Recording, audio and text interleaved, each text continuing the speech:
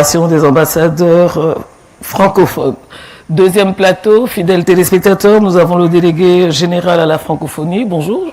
Juste à côté d'Yves. Bonjour. Bonjour, merci. Bonjour, madame. Je m'en vais poser la toute première question. Journée internationale de la francophonie oblige. Peut-on connaître le thème et qu'est-ce que le thème peut apporter justement à la RDC, surtout à sa partie Est, qui se trouve vraiment en difficulté dans une guerre injustement imposée. Aujourd'hui, le 20 mars, c'est la journée internationale de la francophonie et c'est son 55e et j'agis. Et pour la RDC, peut-être avant de commencer là-dessus, c'est d'abord rappeler que la francophonie, en effet, est aujourd'hui butée ou est en face de plusieurs enjeux qui ne sont pas les enjeux d'hier. Parce que la francophonie, évidemment, on faisait la promotion de la paix. Aujourd'hui, on a une promotion de la paix en face d'un multilatéralisme qui se veut renouvelé. Très bien. On est en face d'un monde qui, en face des évolutions de nouvelles technologies de l'information et de la communication, de l'intelligence artificielle, la francophonie est aussi appelée, n'est-ce pas, à apporter sa contribution dans ce débat mondial qui permet évidemment d'avoir une gouvernance éthique de l'intelligence artificielle et du numérique. Alors sous ce thème, j'ai fait l'opportunité ou l'occasion de le célébrer d'abord à travers le programme de l'éducation de base, de la gratuité de l'enseignement. Okay. Parce que le français est que grâce à ce grand programme, ces programmes ambitieux du chef de l'État, nous avons près de 5 millions de filles et des garçons qui ont repris le chemin de l'école et ou qui sont allés à l'école. Et là, c'est doublement une promotion, une valeur de la francophonie. C'est l'égalité homme-femme. Ouais. Évidemment que la francophonie, la RDC est l'avenir de la francophonie. Et donc, aujourd'hui, en exploitant ce thème, il y a lieu particulièrement d'avoir des pensées particulières pour les jeunes, les élèves qui sont dans la partie Est de la République, qui subissent aujourd'hui des atrocités et qui ont carrément cessé d'aller à l'école. Ces parents qui voient à ce stade le projet de leurs enfants être arrêté et ne sachent pas si ça va continuer ou pas. C'est ça aujourd'hui notre pensée.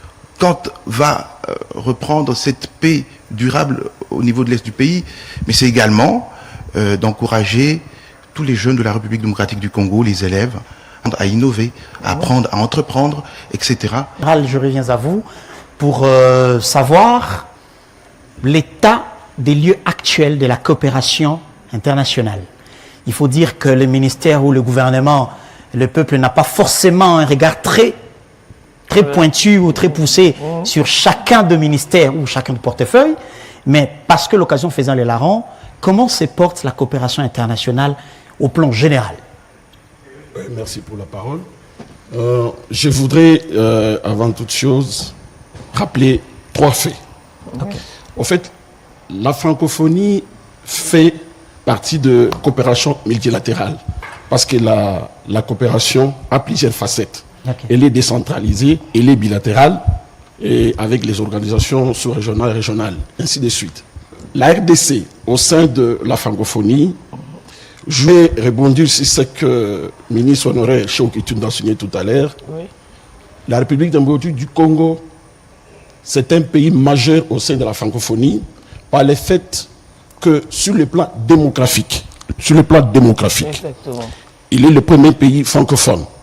En termes de et notre rôle stratégique au sein de la francophonie, en termes de pays, les 6 pays qui composent les bassins du Congo, les 6, tous francophones, la RDC vient en tête en termes environnementaux qui compte près de 62% de l'instance pour négocier sur les questions du climat du côté des francophones.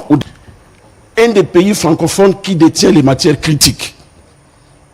Vous avez tout ce qui va jouer un rôle demain en ce qui concerne la transition écologique. C'est en RDC.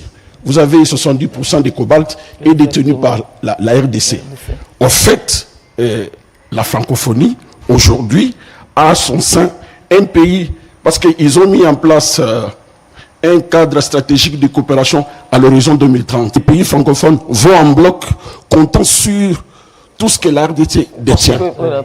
Un autre élément que je voudrais souligner, on l'oublie, la RDC, la francophonie travaille avec deux groupes cibles, les femmes et les jeunes. Aujourd'hui, la RDC, qui a près de 100 qui sont liés avec le jeune, et vous verrez que les jeunes francophones congolais jouent un grand rôle. Lors du dernier sommet à Villers-Cotterêts en France, il y a les jeunes congolais qui ont accroché les prix d'innovation. Voilà brièvement au niveau de la francophonie, fait bouger les choses. Je sens que vous êtes à votre place. Hein. Et sans vous mentir. Je voudrais ajouter un élément. Aujourd'hui, nous parlons des 2773. La résolution. Je voudrais rappeler que les sommets s'est tenu en 2022 en Tunisie, à Djerba. Déjà, les départements de la coopération internationale et francophonie, avec sous les leads, les chefs de la délégation, Mme Bessine Kazadi, notre ministre, nous avons pu déjà à son temps, en 2022, obtenir la condamnation du Rwanda et des groupes armés pour son appui aux groupes armés. Lorsque nous revenons en novembre 2024, le sommet de Villers-Cotterêts en France également, nous avons pu, avec l'appui des autres pays, vous venez de l'entendre, en tête avec la France, obtenir la condamnation, la solidarité, axée sur l'intangibilité des frontières de la RDC, la souveraineté de la RDC. On ne touche pas. En fait, la coopération internationale, sous l'angle de la francophonie, fait bouger les choses. Autrefois, vous n'avez pas vu ce qui vient de se passer tout à l'heure. Ça, c'est déjà un des leviers majeurs. Un des leviers majeurs, c'est la paix et la défense, la liberté, ainsi de suite. C'est pour dire qu'aujourd'hui, nous sommes dans la francophonie pour jouer un rôle. On ne peut pas faire la politique des chaises vides. Nous y restons parce que nous savons que nous avons un rôle à jouer. Pour un pays de près de 140 000, au-delà même autour de 125, déjà nous sommes une force motrice au sein de la francophonie. Ainsi de suite, aujourd'hui, parce que vous parlez de la coopération, vous savez, la diplomatie a deux volets. Vous avez la diplomatie politique sécuritaire avec les départements des affaires étrangères.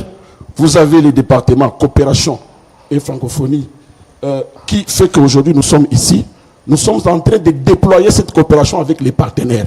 Pour un pays qui a près de 7 millions de déplacés internes, vous l'avez suivi, et aujourd'hui nous sommes au-delà même de 7 millions de déplacés internes, des femmes, des enfants qui sont en errance dans la brousse, dans la forêt. Aujourd'hui, nous sommes en train de chercher, nous sommes en train de travailler en bilatéral, en multilatéral, comme avec la francophonie, voir comment nous pouvons, non seulement en dehors des condamnations, développer les accords, les projets pour venir en aide aux hommes et femmes qui sont en errance dans nos provinces. Je salue ici, passez-moi le mot, le coaching de la ministre Bessine Kazadi, parce qu'en fait, vous pouvez avoir des ressources humaines, mais si vous n'êtes vous-même pas quelqu'un de pointu, vous serez incapable de les exploiter. Et je salue ici votre leadership.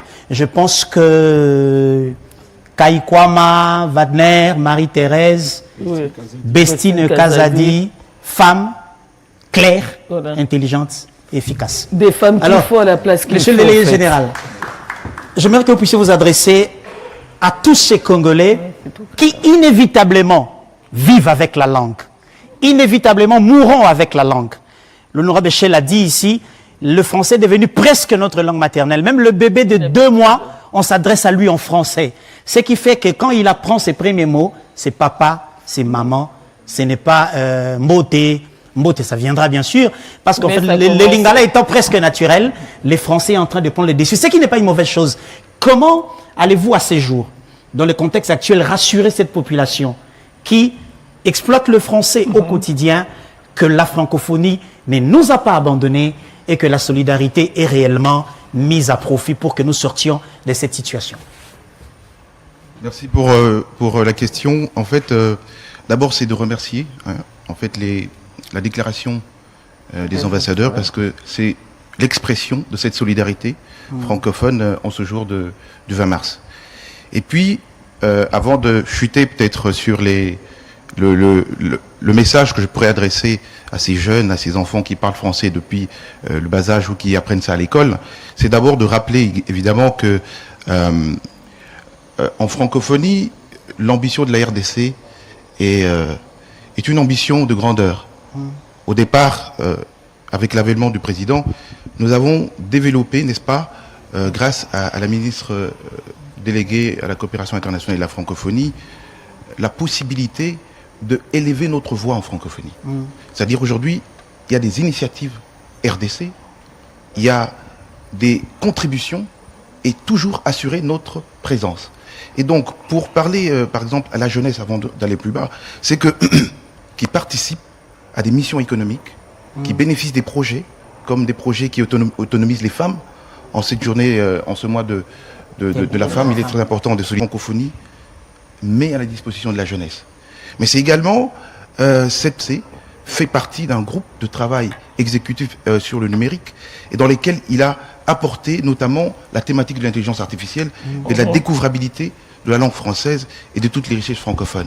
Donc c'est quand même là des réalisations assez palpables qui permettent, n'est-ce pas, que l'on voie le travail abattu dans le secteur de la francophonie. C'est vrai maintenant pour toutes ces personnes qui parlent français, particulièrement les jeunes. Il y a lieu d'abord de comprendre que le français n'est pas contre les autres langues. Et les Français vivent à côté des autres langues. Et il est important aujourd'hui, en regardant l'ADN de la RDC, de savoir que nous allons prendre notre attestation de naissance en français. Nous avons les informations. Et le français vous permet aujourd'hui d'avoir un emploi assez... Je crois qu'il est important. Une curiosité pas, qui devrait... Là, le Tchuluba, le kick, et d'être capable, partout dans le monde, d'être fier d'être congolais. Très bien. Voilà Merci. ce que je peux donner comme... On va terminer avec le CG. pensée. Monsieur le secrétaire, qui ne passera pas dans votre bureau, hein, pour vous poser des questions, mais qui aujourd'hui a l'opportunité de vous écouter. Est-ce que les francophones que nous sommes pouvons continuer à croire de la francophonie